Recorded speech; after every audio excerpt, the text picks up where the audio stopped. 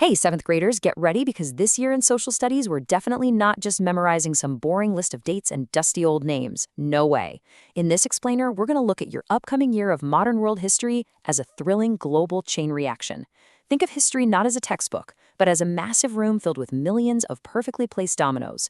When one falls, it crashes into the next and the next and the next, sending ripples across the entire globe. You're about to discover exactly how a single event on one side of the world centuries ago is literally still echoing in your life today. Okay, let's dive into this.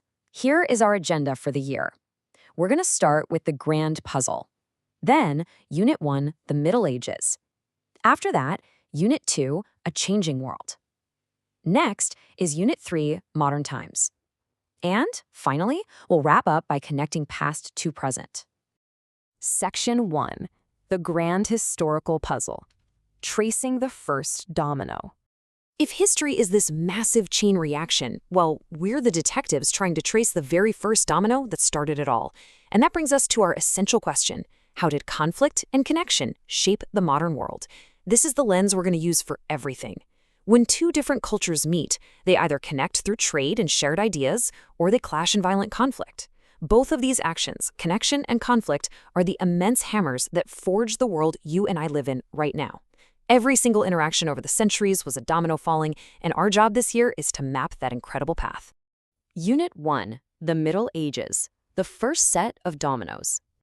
Over the first 13 weeks of the year, we're traveling back in time to see how early societies were laying down the foundational blocks of our modern world.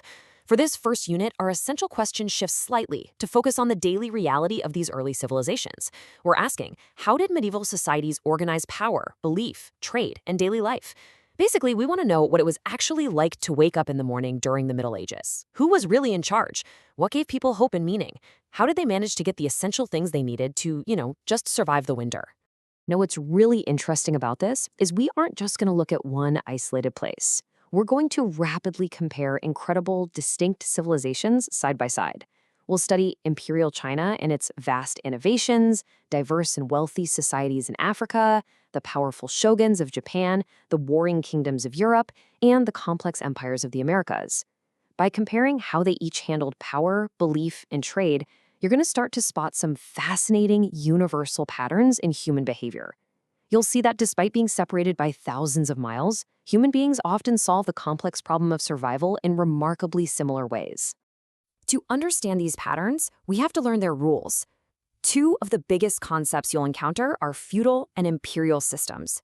Basically, these were the ancient, rigid methods for organizing power. They determined who owned the land, who controlled the immense wealth, and who had to do the backbreaking labor in the fields. These systems were all about absolute control and demanding strict loyalty from the people below you. By understanding how these power structures functioned, we can understand exactly why they set the stage for centuries of extreme inequality and why, eventually, they led to massive world-altering rebellions. But power wasn't just dictated by kings and emperors. It was dictated by the planet itself. We'll see how geography directly shapes culture and trade networks. A massive mountain range or a rushing river wasn't just pretty scenery. It was a literal game changer.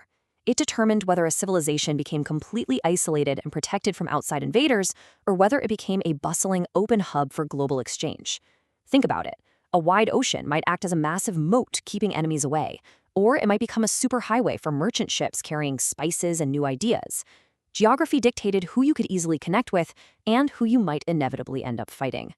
Unit 2, a changing world, a spark in a powder keg. Once those medieval trade networks were firmly established, new wealth and new goods started flowing around the globe. That acts like a spark in a powder keg, which brings us to the essential question for Unit 2. Why do new ideas sometimes transform whole societies?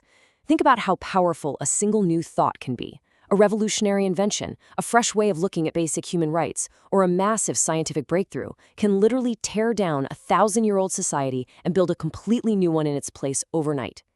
And this brilliantly illustrates a massive, world-altering shift in how humanity operates. For centuries, medieval thinking relied heavily on strict tradition, unquestioning faith, and obeying feudal power. You did what you were told because, well, that's how it had always been done. But then comes Enlightenment thinking. Suddenly, science, reform, and revolution takes center stage. People began to use reason. They stopped accepting that a king had absolute power just because of tradition or divine right. They started demanding rights, freedoms, and empirical proof. This profound shift in the human mindset completely flipped the established world upside down. We can actually trace this literal cause and effect step by step. It starts with step 1, the Renaissance, a massive, brilliant rebirth in art and learning. That new learning leads to step 2, the Reformation, where people started actively questioning powerful religious institutions. That questioning spirit sparks step 3, the Enlightenment, bringing radical new scientific and political ideas to the masses. Those world-changing ideas trigger step 4, violent and dramatic political revolutions that sweep across continents. And finally, all of this new science and political restructuring paves the way for step 5, industrialization, where we move from quiet farming communities to massive smokestack factories. Domino after domino, humanity rockets forward. Unit 3, Modern Times, a Global Collision. To understand modern times, you need to understand two deeply powerful driving forces: imperialism and nationalism. Imperialism is the intense drive for newly industrialized nations to conquer foreign lands and build vast global empires, all just to feed raw materials into their massive factories. Nationalism is an extreme, sometimes very dangerous, level of uncompromising national pride. When you mix rapid, industrialized weapons manufacturing, a ruthless desire for global conquest, and fierce, unyielding pride, you create a terrifying pressure cooker for international conflict. The world gets much smaller, and the stakes get incredibly high. Let's move to the timeline and see how this builds. Eventually, that pressure cooker exploded into the devastating, world-shaping conflicts of the 20th century. First, in the 1910s, with the grueling mechanized trench warfare of World War I, where industrial weapons met outdated military tactics with horrific results. Then again, in the 1940s, with the truly unprecedented, catastrophic global scale of World War II, a conflict that completely redrew the map of the world. The terrifying nuclear fallout and deep ideological divide from those wars led directly into a tense, decades-long global standoff known as the Cold War, stretching from the 1950s all the way through the 1980s.